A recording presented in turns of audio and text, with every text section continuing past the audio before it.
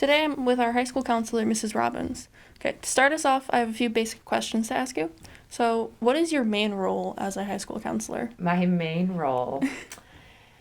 My main role is to serve all students 9 through 12 for social and emotional, academic, college and career readiness. It's very vast what my role is, but those are the main kind of components if you're to look at the Ask a National model. Okay. What are some of the daily tasks that you do? Daily tasks. Well, the thing I love about this job is it's different every single day. Okay. So daily tasks, there's always 1,000 emails that have to get checked off the list. Meeting with students, working on scheduling. This year's daily tasks would probably differ a lot from last year's daily tasks just because of changing from Harmony to Power School. So there's lots of little nuances and things that I'm still getting used to within Power School. But daily tasks are definitely checking in with students that I know I need to check in with. Double checking grades, attendance, contacting parents, scheduling, looking ahead. I mean, it's a lot on a day-to-day basis, but it's great because it's different every single day. So, when are students available to come talk to you? Anytime. I think that's the thing that, I know and I make this joke a lot because kids will walk in and be like, "Are you busy, Mrs. Robbins?" And I'm always like, "Well, I'm always busy." Like I make that joke, but the door is always open unless it's closed, and that means that someone else is in here, or another student is in here that I'm working with. So the door is always open for them.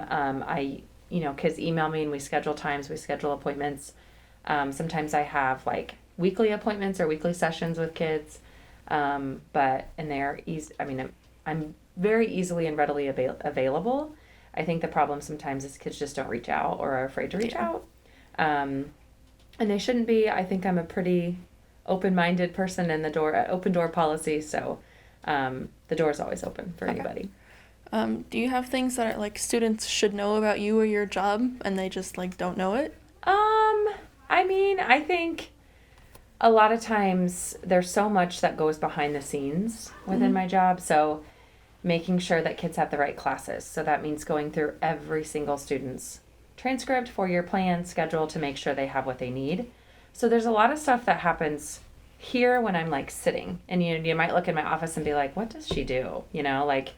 But there's so much in terms of scheduling, making sure kids have what they need to graduate, making sure something that people might not think about is making sure that classrooms are balanced so that we don't have a ton, 30 kids in one class and only 10 in the other. So working on balancing schedules, conflicts within classrooms or with teachers and students, internal conflicts with students.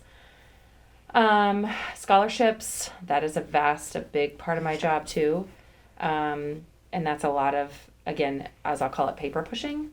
Testing is technically a non-program part of my job, so it's something that it's not a direct influence on students. So I'm not working directly with a student. It's an indirect, so it has no positive side of me, but all the testing I have to do, that all falls on my plate. So that takes a lot of time. I know I'm forgetting things because there's like FAFSA. I mean, I just keep thinking of things, but there's just there's a lot. And I think the biggest thing is, classroom guidance, also going into the classrooms. But then I feel the thing that always lacks the most is I don't ever get enough face time with kids and with students because of all the other stuff. And I think that's really where the part of the job that I love having that contact and direct contact with students. But there's a lot of stuff that I have to do that takes away from that. And I don't think people always understand that or see that. I know college is a whole bunch of like huge thing for this. Do you have any specific frequently asked questions about that or just in general from you? I think yes and no. So one of the biggest things is that, and it's funny you asked this because this week I was doing 4-year plans with the freshmen. And normally I do that in 8th grade. We spend a whole week doing it. Well, we couldn't do that last year because of COVID. So I'm trying to squeeze it in to prep for college and careers and PCC. And it's difficult because not everybody's there. And one of the things we're talking about is I want to make sure that they understand that as a counselor, I am college and career focused. Yeah. So I want to make sure that they understand that, yes, college is one of those things that I have to talk about and I have to encourage, and I want to encourage kids to go to it, but it's not for everybody. And so I think I want to make sure that that everyone understands that as a small school, we offer so many career and college elective choices or paths to get you prepared for life after high school.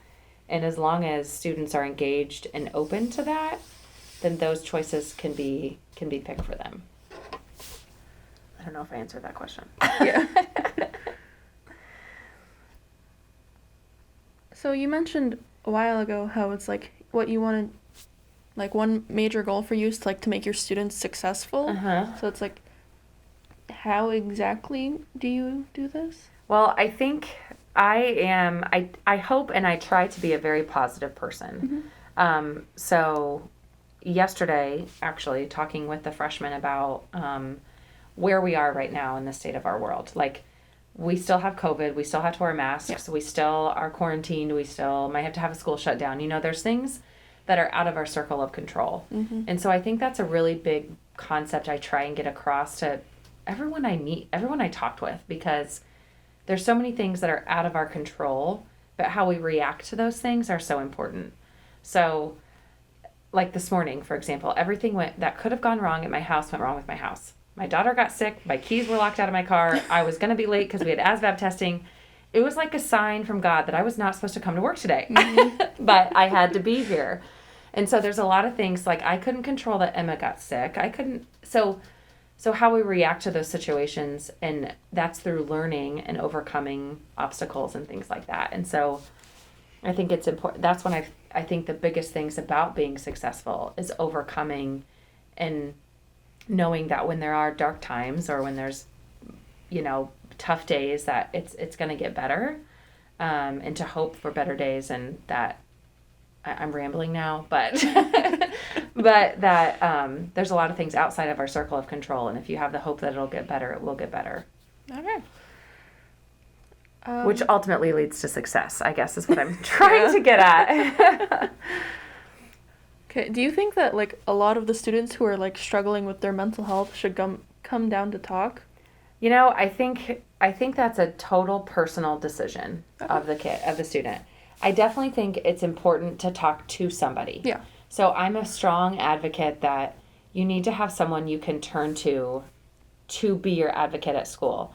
I look at you and I think you had Murph, and Murph was a strong advocate for you, and you trusted her. And that's what I want, like a trusted adult that you guys have that you can turn to. Okay. It can be me, it can be a teacher, it can be whoever, as long as you have someone to talk to about what you're dealing with that's healthy, and you talk and deal with it in a healthy way. I am so fine with it, but my door is always open for anybody to come talk. Okay. I think now we should talk about the club. Yeah. So and I'll just kind of, do you want me to lead into it a little bit, or? We can. Yeah. So you asked about mental health, and one of the big things that that is such a stigma around mental health, and one of the things that I'm going to be starting here at South Newton is a club called Bring Change to Mind, and the focus of that club is to basically help end the stigma around mental health and make it so it's quote unquote socially acceptable. And I'm very, very, very excited about this because I've been wanting to do something like this for a while. But it's the planning, it's the organizing, it's doing all that stuff. And so I'm really pumped for this, like very excited about it. So that's going to be coming very soon. All right. There wasn't too much left about it. Okay. So. I guess I'll add a little bit more about Bring Change to Mind. Okay. So how the club is kind of going to work, because obviously we can't meet during school because of COVID. So the plan is to kind of, hopefully, depending on, Google form will go out pretty soon of who's interested in joining. And then I'm hoping that it's going to be like a coffee club type of thing in the mornings, so that we come in and we'd meet in the guidance area or in the auditorium or somewhere, and I would have coffee, and donuts, and it would be like a coffee club, and we would start talking about mental health. And it's not meant to be like therapy or a counseling session or group counseling. That's not it at all. The purpose of it is that a group of people are coming together to spread and do good for mental health. So spread awareness about it, get resources out there, talk about different signs of mental health, what you can do to help somebody, do school-wide games, activities, things that show that it's okay to talk about it and that it's okay to have these feelings and that there's help out there for you. And so that's the purpose of it, is to hopefully that will have a group of people that want to help end the stigma around mental health and support this cause. That sounds like a great club. Yeah. Yeah. See, you want to join. I know it. Okay. Well, thank you. You're so welcome. And like I said, anytime, my door's always open, and I respond to email. I'll even check it at night. Yeah. Sometimes. But, so yeah, I'm really happy you did this. So am I. Thank you. You're welcome.